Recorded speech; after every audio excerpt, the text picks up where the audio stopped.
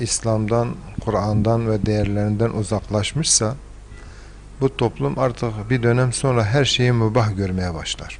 Geçmişte bizim bölgede her köyde, her mahallede, her ilçede bölgenin büyükleri, kanaat önderleri vardı.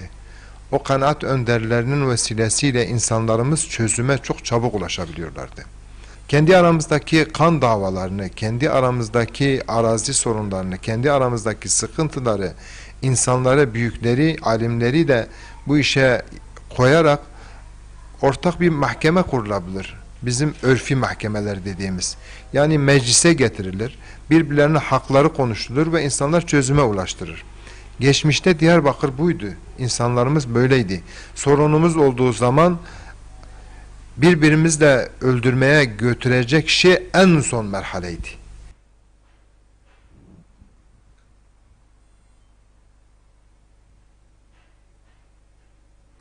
İnsanlar kendi eylem ve söylemlerinde Allah rızasını, Allah korkusunu kendilerine bir kontrolör durumda görürlerse Allah'ın istemediği hiçbir şey gerçekleşmez.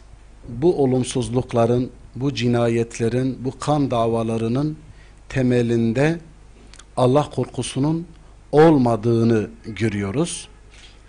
Allah korkusunun olmadığı bir gönülde, bir beyinde, bir evde, bir mahallede, bir köyde mutlaka Allah'ın istemediği birçok görüntüyü görebiliriz.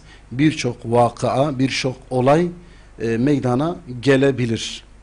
Çoban sürüsünün başında olmalı ki kurtlar bu sürüdeki insanları yemesinler ve bu şekilde huzurlu bir toplumun, mutlu olabilecek bir toplumun meydana gelmesini sağlamak gerekiyor. En ufak bir şeyleri bahane edip de birbirlerinin halkımız birbirlerinin katlına teşebbüs etmektedir.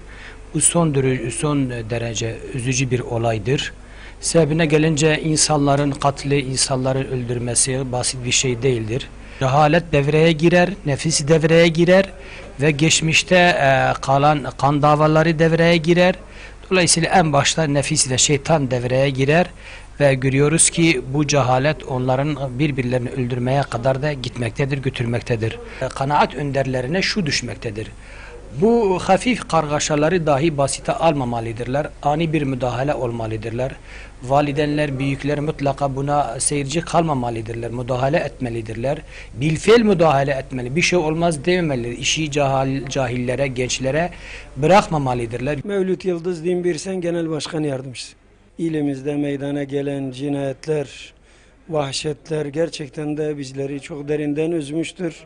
Bunların çözümü ancak İslami kurallara göre eğer gerçekten insanlar hareket ederlerse, olgun davranarak birbirlerimizin hakkına riayet ederek bu işler çözülebilir. Annenin veya bir kadının veya bir erkeğin bir feryadını duymak istemiyoruz. Yani İslam dini de bunu emrediyor bizlere.